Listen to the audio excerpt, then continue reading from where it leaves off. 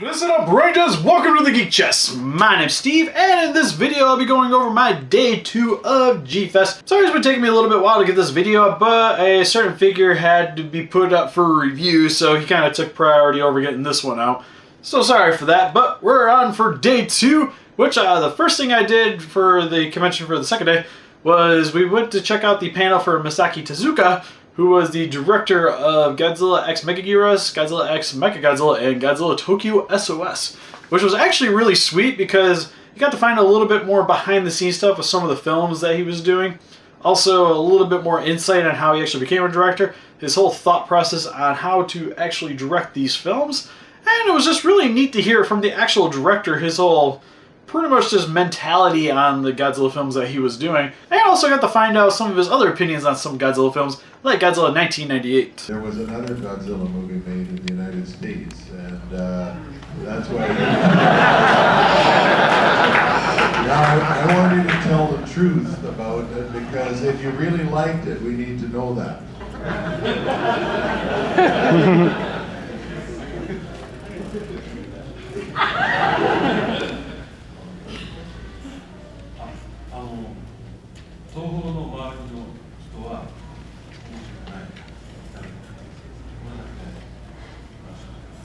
Said all the people at Toho, all the people around Toho said, that is not a good movie, it's not interesting at all.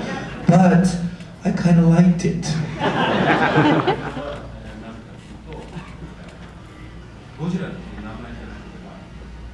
He just said if it didn't have the name Godzilla on it, it would have been a good movie.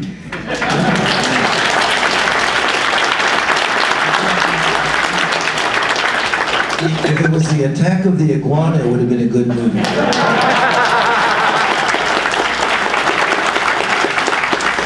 And with Robert Scofield doing the translation for Masaki, actually made for a really fun and interesting panel. Actually, a really funny panel, to be honest. And it was just really cool to find a little bit more information about the guy, especially since I got his autograph. Like, it just seemed like a must to sit on the panel. And another panel I got to sit on, which happened right afterwards, was for Noboru, who was the Red Gao Ranger, and also the pilot for Kiryu Tokyo SOS, which is really cool. I didn't get to fully sit on that panel. I got to sit for a little bit, and pretty much the information I got out of it was how he actually became the Gao Red Ranger, which I guess he originally was applying for a Kamen Rider role, but ended up actually getting that role instead. And also just how he got selected for actually being in the film, which pretty much to sum it up, he didn't know either. And the main reason why we left that was because we wanted to check out the Godzilla Heritage preview that they were playing in the lower section of the hotel, which was where they were playing the Gamera films from the previous day. And what they were doing that day was they were playing fan films down there from a lot more noticeable YouTubers, and just people trying to make actual like Godzilla fan films, which is what the Godzilla Heritage was, which they had this funny little intro video of pretty much them interviewing one of the guys that actually was trying to be a Godzilla suit actor, like a Godzilla suit actor.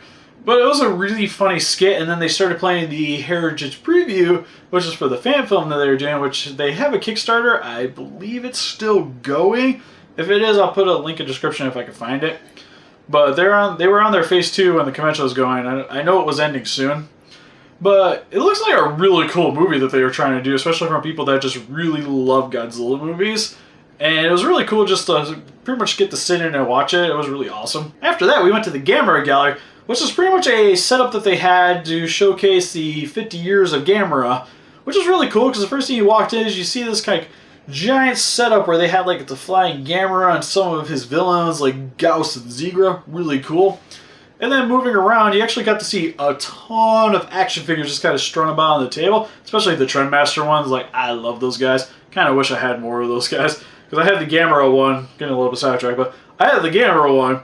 But my Husky decided to chew off one of his arms, so I just kind of treated him as my Nightmare Gamera from way back when before I actually got a legit one.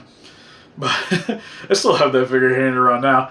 But it was cool because they had a ton of different action figures kind of strung about. They had these little boards set up with a little bit of information on each of the Gamera films. And also they even had like the cassette tapes laid out on the table, which I actually still have a bunch of those cassette tapes. And then just some like little posters from the actual movies and some screenshots and whatnot. It's really neat and interesting. And then moving on to the artist gallery, which is where they had set up where they had showcasing all the art that was submitted for the convention for the art contest, which is actually really cool because one of the more noticeable things that we noticed was that they had these stuffed animals, which initially they were coming out of the dealer room and then they went downstairs to be set up. But Jessica thought that you actually could buy those, like those were legit things, and they had like a Legion, and we just like super wanted it. And then come to find out it was actually for the art contest. It was really cool, like it was really awesome. And a few other worth mentioning was they actually had a guitar setup, which kind of had a more Batra design, but in the inlays, they actually had some images like Mothra and Batra put into it, which my stepdad would have loved because he's like super into guitars. And they just had a lot of other art throughout the room, and just everybody did an awesome job there. And on a funny note, I actually entered into the art contest when I went there in 1998. I actually got third place, since I was trying to find that G-Fan. But I have some stuff still in storage, and I'm pretty sure that's with that, so a little bit bummed that I couldn't actually show it to you guys. But it was really cool actually getting third place in that, and I actually still have my prize from that, which was this little Godzilla statue, which initially was a clock, but my cousin decided to knock it off the counter that it was on, and it broke the mechanism, which I've been meaning to actually replace because I still really love this thing and I've been hanging on to it forever now. And it was just one of the more funner experiences because it was my first Godzilla convention and I actually won something, like, you know, just like success. And then we got to sit on the panel for the tribute to Kawakita and Nakagawa, which is done by Robert Scotfield, which is actually a really awesome and heartfelt panel where you got to find out a little bit more about his whole relationship with the two, and got to find out a little bit more information about Godzilla versus King Ghidorah and his whole role in the movie and his whole relationship with Kawakita in it. It was actually really cool for the panels. They actually had one of Nakagawa's students who was actually in school to be a cameraman, who actually did a test run, which they showcased was kind of like a business card, which they did a trailer for a Jet Jaguar movie, which I was wearing a Jet Jaguar shirt at the time, and I was just like, yes, yes! But it was only, sadly, a trailer, not gonna amount to anything, but it was still really cool what they showed us. And then shortly afterwards, because I know some people were actually going over getting pictures and stuff with them, so I went up to them because at the convention they wanted you to pay for autographs. And when I asked if he was going to be doing autograph signings anytime, he actually just signed my poster right then and there, which was really, really awesome. Like, he actually took time out of his busy schedule to actually sign one of his fans' posters. Which funny thing is, because he noticed I had a couple of the posters in there, he was like, why do you got so many? I was just like, yeah, I got 3 of them. For no apparent reason. Amazon decided to lose a bunch of them in the mail, and they actually showed up eventually, and I got to keep them, which is cool. So I ended up having a bunch of King Ghidorah posters. He's just like, I love you guys. Which is really cool. And then if I remember correctly, we went back to the dealer's room shortly after that. Mainly because there's a few other figures I actually want to pick up because we got a little bit more money out, because I like spending money. But I went back and got the Revoltech Gauss. We got a vinyl Baby Godzilla. There was a couple other things that I'm failing to remember off the top of my head. But one of the most noticeable things is we went to one of the first tables you came across, which if you guys were there, you might have noticed, where they actually had like some posters thrown about. And Jessica was actually thinking about getting one of the posters. Funny thing is, I was like, oh, I actually would like a Godzilla 1985 poster. And I mean 85. But I went to ask the lady for it. She just kind of gave me a look like, you mean 84, right? And I'm like, no, I mean 85. I mean like the legit American poster. Because me growing up stateside, and also just pretty much everything I know of Godzilla for the most part is from the American dub.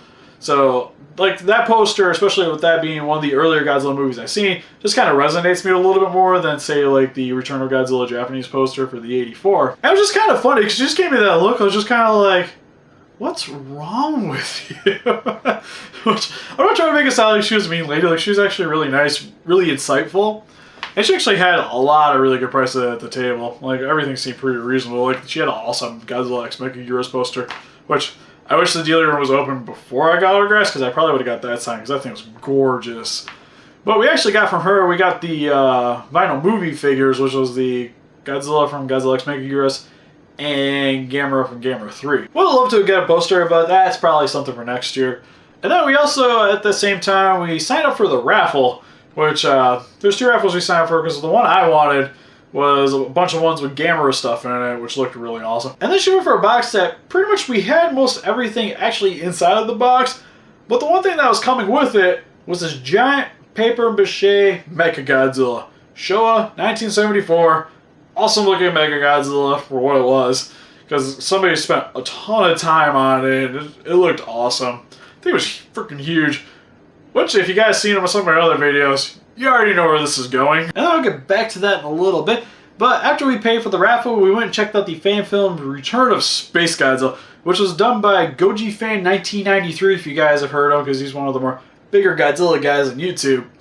And it was actually really cool to sit in on this video because they did it on the Source engine, which I see a lot of this on like Let's Plays and stuff, people using this stuff, because I know a lot of it's used for like Gmod kind of things. And it was just really neat what they actually were able to accomplish, especially making a Godzilla film. And the one thing that was actually really noticeable for me from the entire thing was when we started watching it, a few of the voices seemed oddly familiar, but one was very distinguishing, which was the voice of Diego Doom. And if you guys haven't checked out his channel's awesome. Does a lot of very thorough reviews on Godzilla figures, Kamen Rider, Ultraman, like you name it, just otaku related in general. It is awesome channel. Definitely go watch it.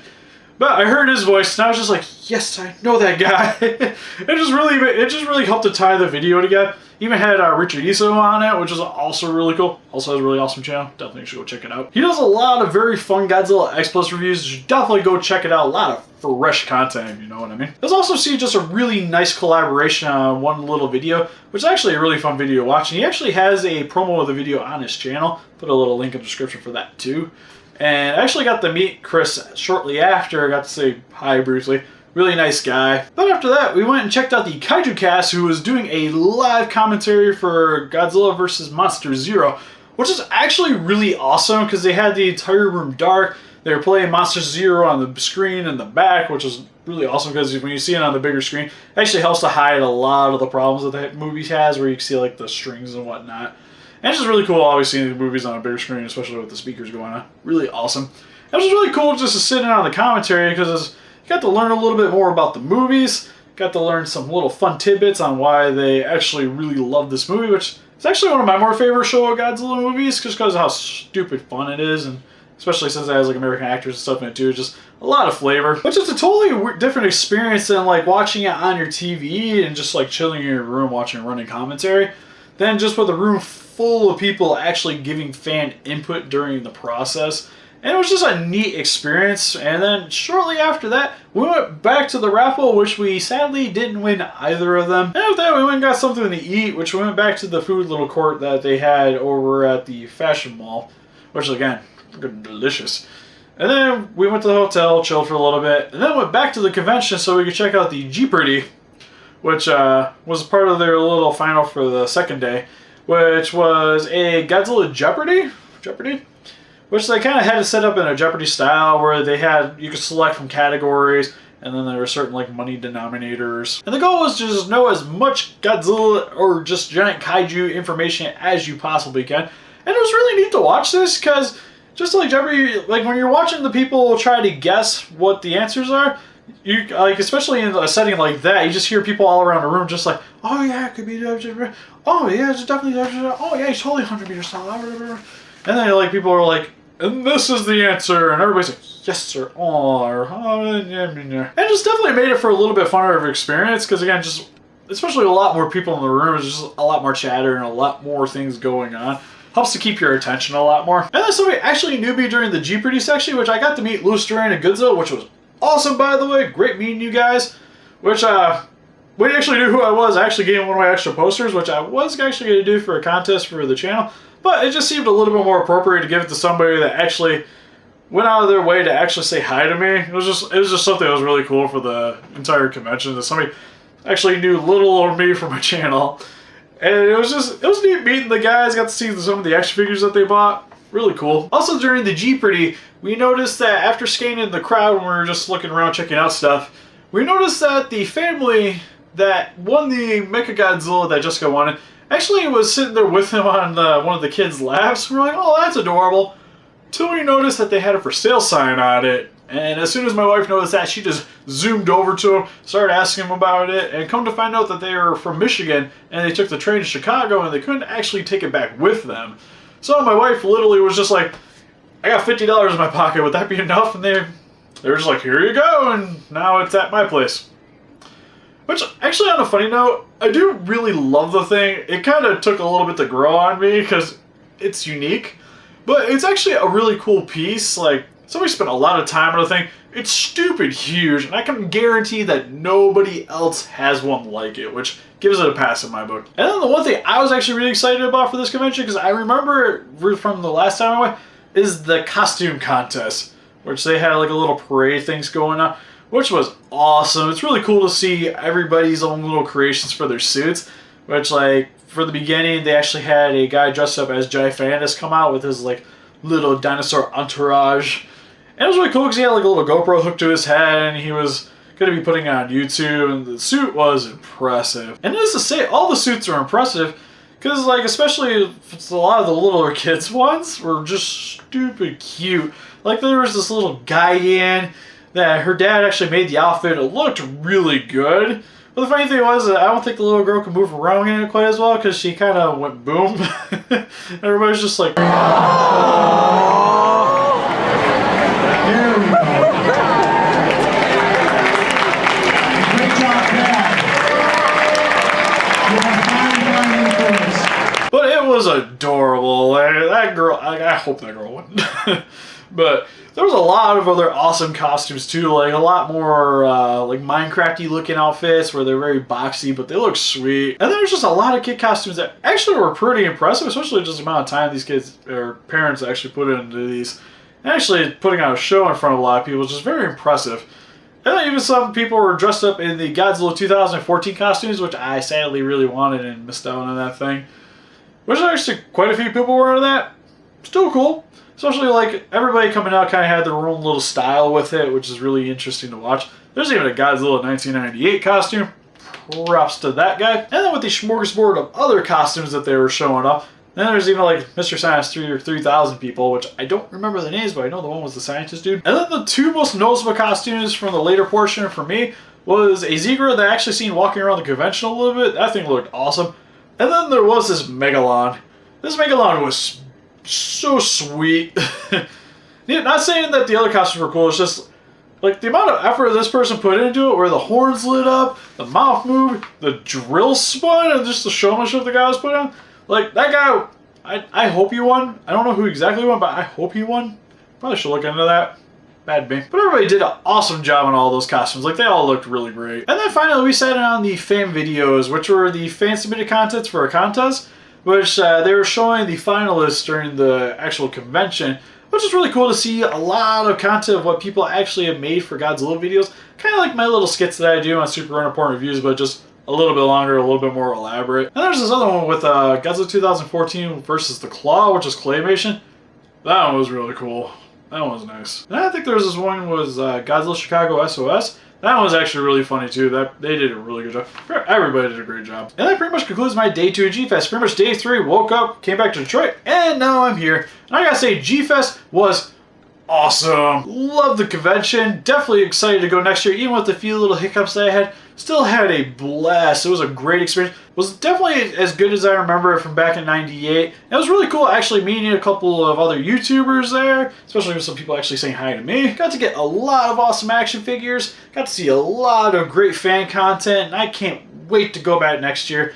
And hopefully with a little bit more money so I can actually buy a few more things, which would be awesome because I love spending stuff. But what do you guys think? Have you guys ever been to a G-Fest? Are you guys going to G-Fest next year? Or how was your G-Fest experience if you actually went? Let me know in the comments below. Make sure to help us defeat those kaijus by hitting that like button. Subscribe to become a ranger today, and I'll see you guys in the next video. Bye-bye.